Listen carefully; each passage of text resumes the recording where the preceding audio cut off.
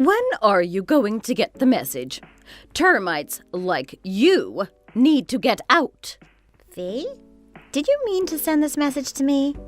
Yeah, I did. Don't think I sent you this as a mistake. You're a termite. You're not welcome. I don't know what brought this on, but isn't that a bit too mean? I thought you accepted me into the family. I didn't know that you felt that way about me. I wouldn't have married Mark if I knew you didn't approve of me. Well, now you know. Will you get out then?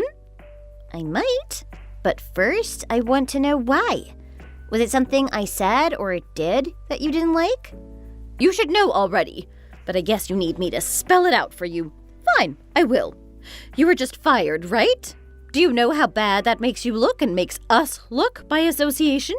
I don't need an unemployed daughter-in-law that lazes around and does nothing. Please, Faye, let me explain. I wasn't fired. I quit. And I didn't just up and quit my job without a plan. I quit so that I could become independent. I'm going to start my own business. Oh, don't lie to me. It's not going to do you any good. You're just embarrassing yourself even further. Why won't you believe me? What do I have to do to prove it to you? Nothing, because I've been on to you from the start. You quit your job while Mark is working overseas, and you plan to just mooch off him for the rest of your life. My poor boy has no idea what he got himself into. Well, I'm not going to let that happen. Not on my watch. I never planned to depend on Mark. At the same time, I'm not going to refuse his help. We're married, and it isn't wrong for him to help me. Just like I would help him if he was in the same position as me. See? You admit it. You're going to leech off of him. You're just a pest that needs to be terminated. You better move out of the house right now before I come and throw you out myself. Please stop talking like that. If you want me to stop, then you better find some work pronto. You better bring money into the family again if you don't want me thrown out by the end of the week. I am. I'm getting ready to launch my own design firm. There's that lie again. You're just going to keep using that excuse until God knows when. You haven't even left your room in what seems like weeks. What could you possibly be doing in there? I bet you're just shopping. We talked about this before. As long as I have a computer and internet, I can work anywhere I want. So what? You think that makes you better than everyone else? That's not a proper job, it's shady. There is nothing shady about it. I've been working at a company and going into the office up until a while ago, but my plan was always to work from home. It's going to be better this way. I don't care if it's better or the internet or whatever. Working from home means no set schedule, and that's very unstable. You might as well be unemployed. Freelancing isn't a proper job either. But I'm not freelancing. I'm just setting up my own schedule, but there's nothing particularly unstable about my business model. Fine. I'll accept this work from home travesty on one condition. I want a grandchild. You need to have a baby and fulfill your duty to this family. Only then will it make sense for you to work from home. A child is in the plan, but it's about timing. It just isn't a good time right now for me to have a baby. You have an excuse for everything, don't you? You're just talking back at this point. My poor son is too gentle and kind. He got tricked by a witch like you. That's not a nice thing to say, Faye. I didn't trick anyone. Oh, be quiet. Don't act all righteous. If you're not going to listen to what I say, then we don't need you in this family. Go away! My name is Shelley Fisher. I'm 33 years old. I've been married to my husband Mark for 3 years, but he currently works in Europe. I live with my mother-in-law and sister-in-law in the house that my husband grew up in. The three of us share the whole house. I've been doing my best to keep living together in peace, but due to my decision to quit working at my old design firm and start my own, that peace that I worked so hard to keep fell apart. Faye, my mother-in-law, does nothing but insult me and threaten to kick me out. I've taken as much as I can handle, and I'm starting to think that it would be better if I just moved out. But I can't. I promised my husband that I would stay at that house and take care of his mother until he returns home. Even though my sister-in-law Lisa lives with us, she doesn't take care of her own mother. Mark has been worried about his mother since his father died a year ago, so I have no choice but to stay in that house and endure the insults until my husband comes back. I try to let whatever Faye says to me to just slide off my back. However, I am close to my limit, and nothing could prepare me for what she did next.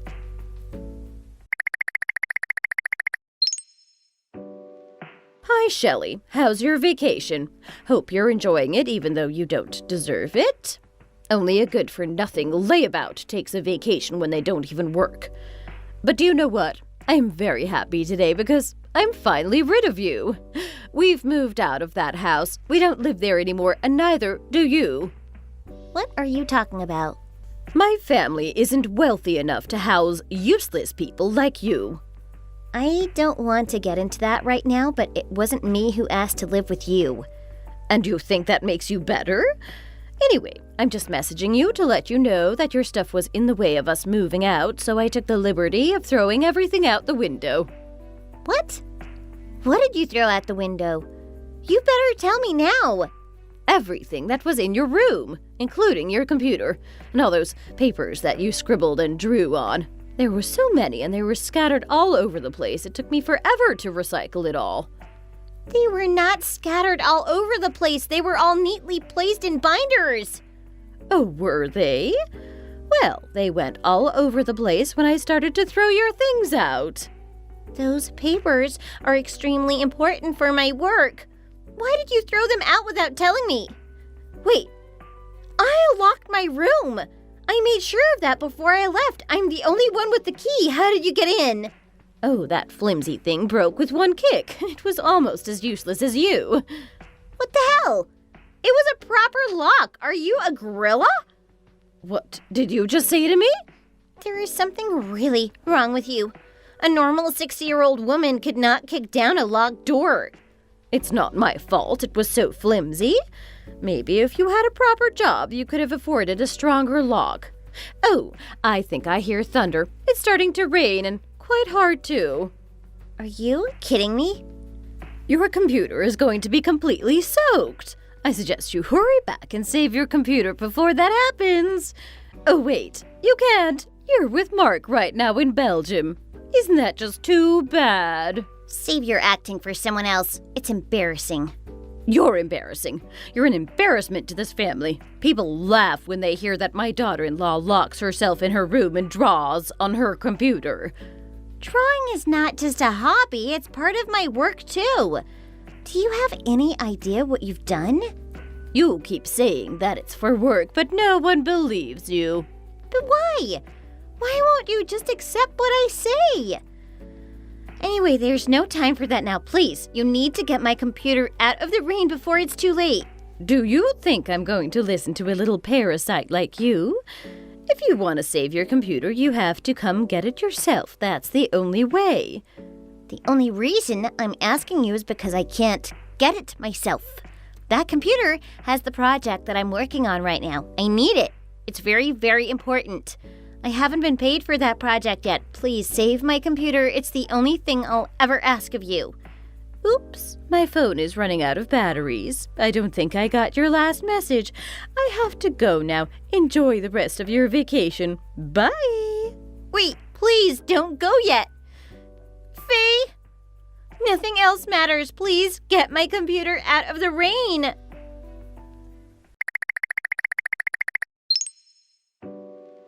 The new house is so great. It's so big and free of parasites.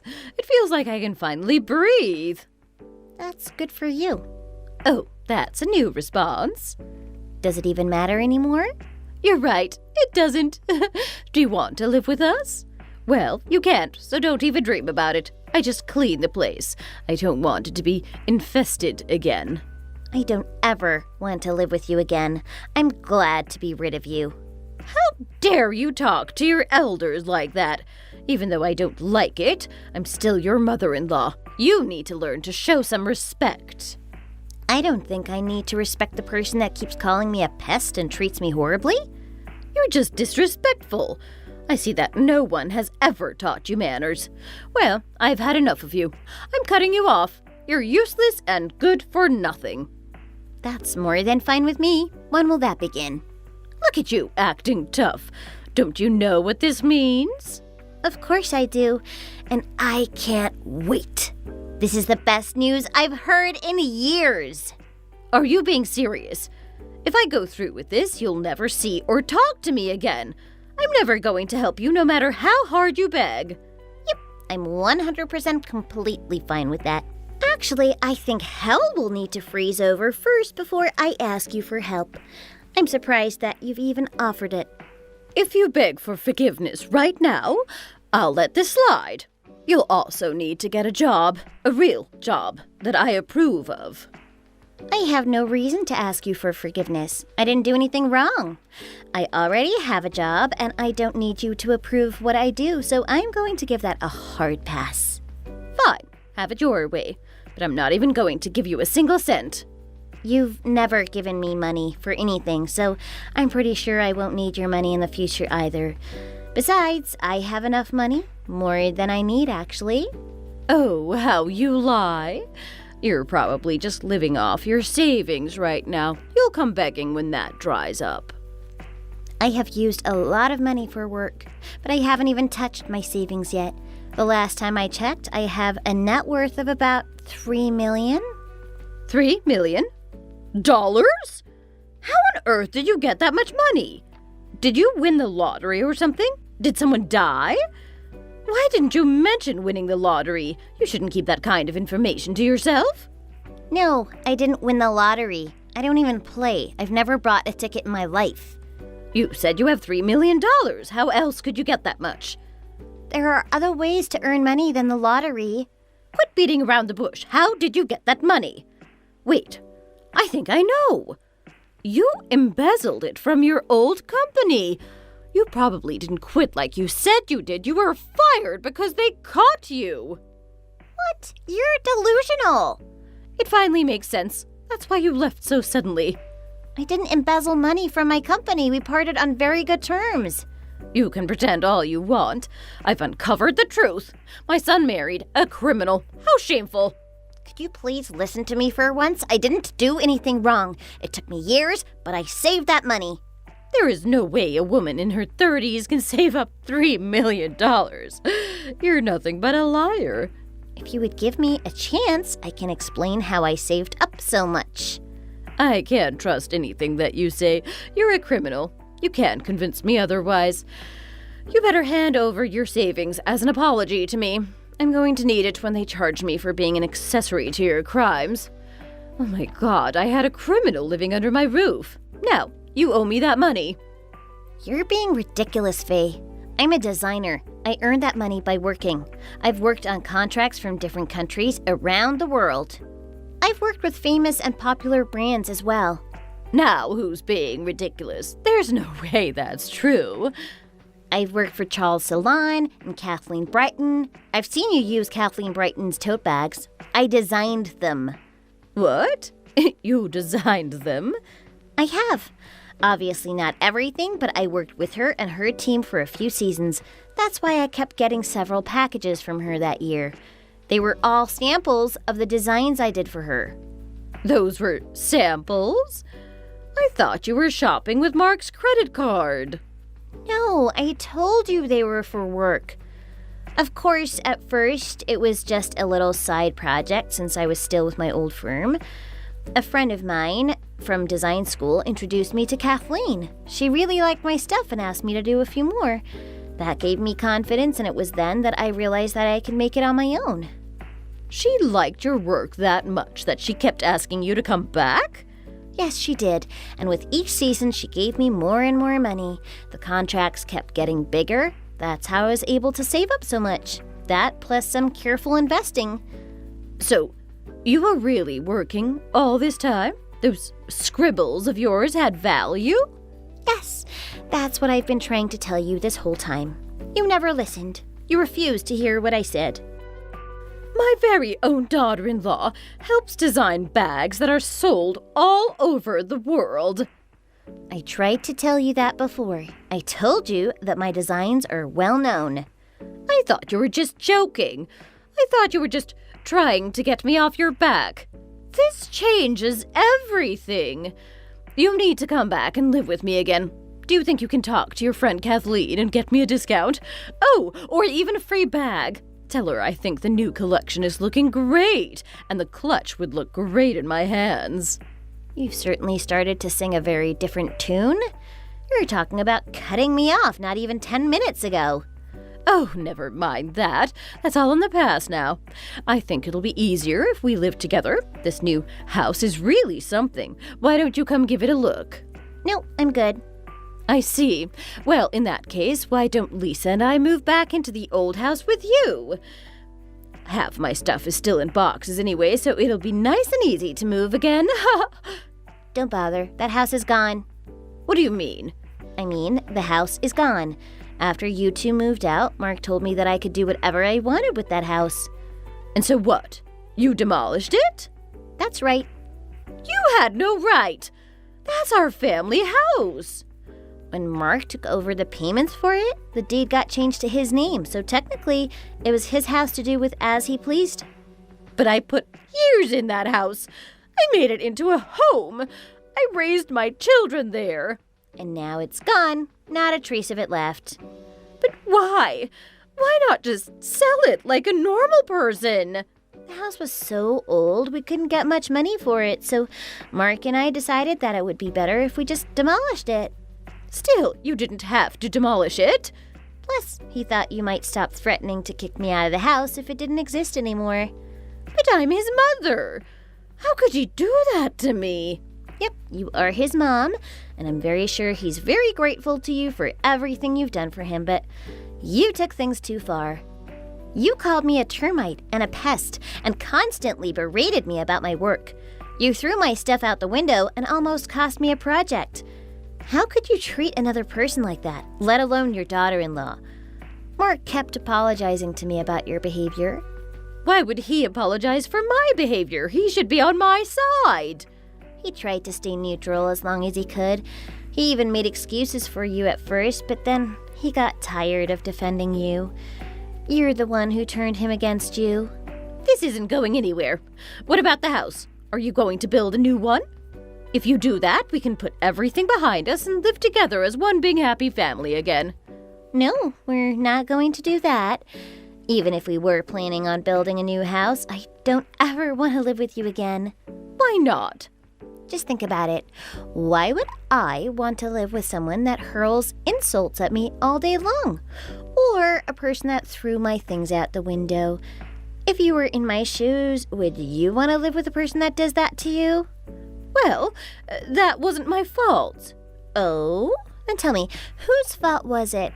Did a gremlin tell you to do that to me? No. It's your fault that you weren't a good daughter-in-law. You should have treated me better and listened to everything I said. You didn't show me enough respect. You keep throwing the word respect around. Do you even know what it means? I do. To respect someone is to admire them and do as they say. Okay, but have you done anything that I can admire? You raised a good son, and he is a great husband to me.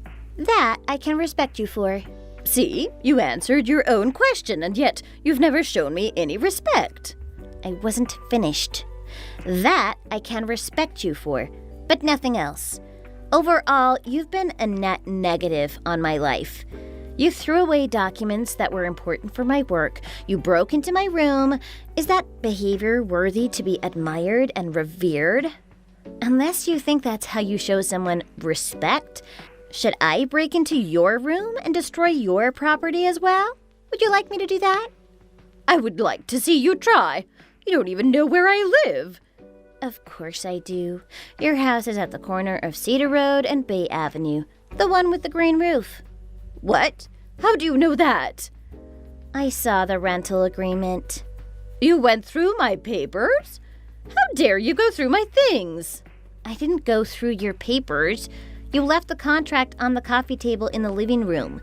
It was left in plain sight, almost like you wanted me to see it. Well, I certainly didn't want you to see it. Well, that's your fault. Anyway, I'm on my way over there. No, you can't come here. All my prized possessions are here. I won't let you near any of it. You have another thing coming if you think I'll let you near my records. I should have said that. Oh, you're a fan of Elvis, are you? Of course I am. Who isn't? He's the king, for crying out loud. Good to know. If I want to throw something of yours away, I should go after those records. No, you can't. I bought them when I was a teen. Please, I won't do anything to you anymore. Please don't come here. What should I do? I'll do anything to protect my Elvis collection. Fine. Then you have to promise me 2 things. If you break either promise, I'm going to go after your collection. Fine. What are they? Number 1, you need to pay me for the computer you damaged and the lost wages because of it. The total cost is $30,000. 30,000? That's too many zeros. There's got to be a mistake. Don't you mean 3,000? No, I mean 30. I'll send you an invoice that breaks everything down later. I lost a lot thanks to you, and you're going to pay me back every penny of it. But I don't have that kind of money. I don't care if you do or not. You're going to find a way to pay me back. That's only number 1. Number 2 is a signed statement that you will never come near me or Mark again. That includes contact of any kind. What? I can't talk to Mark ever again? Yes, that is what Mark and I want. Wait a second. Mark is my only son. You can't keep him away from me. I'm his mother. It's cruel to keep a child away from his parent. If you behave yourself, we might be able to put up with you for the holidays. But we don't want to interact with you outside of those days. That's not fair. Well, life isn't fair. What are you going to do? Are you going to accept those terms or not? You don't have to accept them, but that would put your collection in danger. It's up to you. Fine. I get it. I accept your terms. I'll pay that money, and I won't talk to you or Mark again. Just please don't do anything to my Elvis collection. I'm glad that we were able to agree to something. I'll finally be able to live my life peacefully and have a better environment for my child. Child? What child? Are you saying you're pregnant, Shelley? Now that you've agreed, I'm going to block your number and your account on all platforms. Goodbye. Wait, you didn't answer my question. Are you pregnant now? Did you have the baby already? Is it a boy or a girl? I have a grandchild. Shelley? Don't leave me hanging. Answer me. I was pregnant at the time, just like Faye thought. I found out a week before I had my last talk with her, and I wasn't feeling well and went to the doctor's. The doctor told me that I was about 2 months pregnant, which of course matched up with when I visited my husband in Belgium. I wasn't planning on telling Faye, but I accidentally let it slip out. But Mark and I had already firmly decided to block Faye and cut off all unnecessary contact with her. We don't plan to tell her anything else about the baby. A lawyer is working on my behalf to get my money from her. My sister-in-law was silent during this entire ordeal. I still don't know what she thinks about everything or how much she was involved, but I stopped thinking about her. I finally feel free, and I can finally live my life in peace. I can look after myself without having to worry about my crazy mother-in-law. I'm still going to work as much as I can before the baby comes, but I am excited for the future. Thanks for watching. Please hit the like button and subscribe for more videos.